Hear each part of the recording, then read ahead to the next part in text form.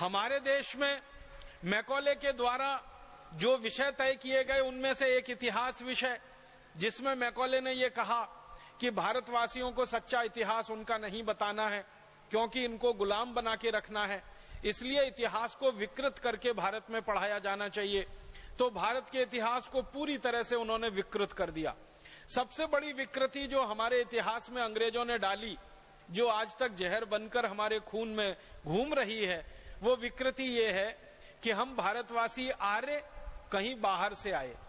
सारी दुनिया में शोध हो चुका है कि आर्य नाम की कोई जाति भारत को छोड़कर दुनिया में कहीं नहीं थी, तो बाहर से कहां से आ गए हम। फिर हमको कहा गया कि हम सेंट्रल एशिया से आए, मध्य एशिया से आए। मध्य एशिया में जो जातियां इस समय निवास करती हैं, उन सभी जातियों के डीएनए लिए गए। डीएनए आप समझते हैं, जिसका टेस्ट करके कोई भी बात की पक्की सूचना ली जाती है। तो दक्षिण एशिया में, मध्य एशिया में, पूर्व एशिया में, तीनों स्थानों पर रहने वाली जातियों के नागरिकों के रक्त इकट्ठे करके उनका डीएनए टेस्ट किया गया और भारतवासियों का डीएनए टेस्ट किया गया। तो पता चला कि भारतवासियों का डीएनए दक्षिण एशिया, मध्य एशिया, पूर्व एशिया के किसी भी जाति समूह से नहीं मिलता है।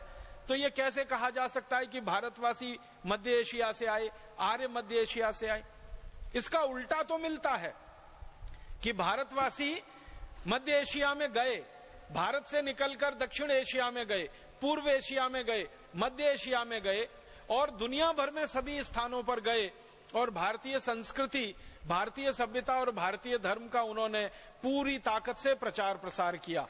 तो भारतवासी दूसरी जगहों पर जाकर तो प्रचार प्रसार करते हैं, उसके प्रमाण हैं, लेकिन भारत में कोई बाहर से आर्य नाम की जाति आई, इसके प्रमाण अभी तक मिले नहीं और इसकी वैज्ञानिक पुष्टि भी नहीं हुई। इतना बड़ा झूठ अंग्रेज हमारे इतिहास में लिख गए और भला हो हमारे इतिहासकारों का, उस झूठ को अंग्रेजों के जाने के 63 साल के बाद भी पढ़ा रहे हैं।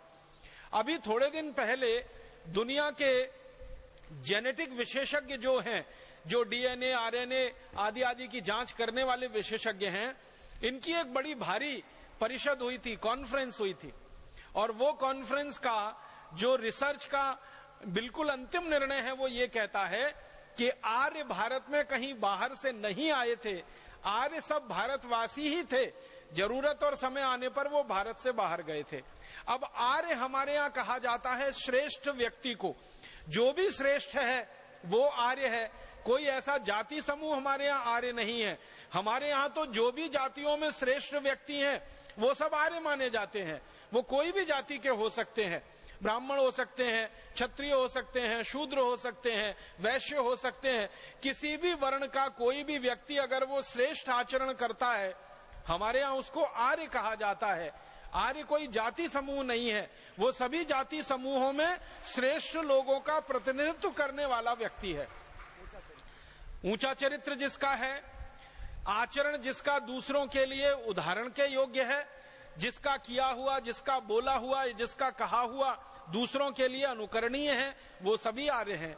हमारे देश में परम श्रद्धेय और परम पूजनीय स्वामी दयानंद जैसे लोग, महात्मा गांधी जैसे लोग, भगत सिंह, चंद्रशेखर, ऊधम सिंह, अशफाक उल्लाह, तात्या टोपे, झांसी की रानी लक्ष्मीबाई, कित्तूर चन्नम्मा, ये जितने भी नाम आप लेंगे ये सभी आर्य हैं, ये सभी श्रेष्ठ हैं, क्योंकि इन्होंने अपने चरित्र से दूसरों के लिए उदाहरण प्रस्तुत किए हैं। इसलिए आर्य कोई हमारे यहाँ जाति नहीं है।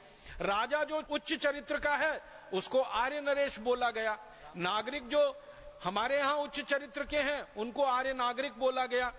भगवान श्री राम को हम आर्य कहे, आर्य नरेश कहा जाता था उनको। श्री कृष्ण को आर्य पुत्र कहा गया, अर्जुन को कई बार आर्य पुत्र का संबोधन दिया गया, युधिष्ठिर, नकुल, सहदेव को कई बार आर्य पुत्र का संबोधन दिया गया, या द्रौपदी को आर्य पुत्री का संबोधन कई जगह है हमारे शास्त्रों में। तो हमारे यहाँ तो आर्य कोई जाति समूह है ही नहीं, ये तो सभी जातियों में श्रेष्ठ आचरण धारण करने वाले लोग, धर्म को धारण करने वाले लोग आर्य कहलाए हैं। तो अंग्रेजों ने ये गलत हमारे इतिहास में घुसार दिया।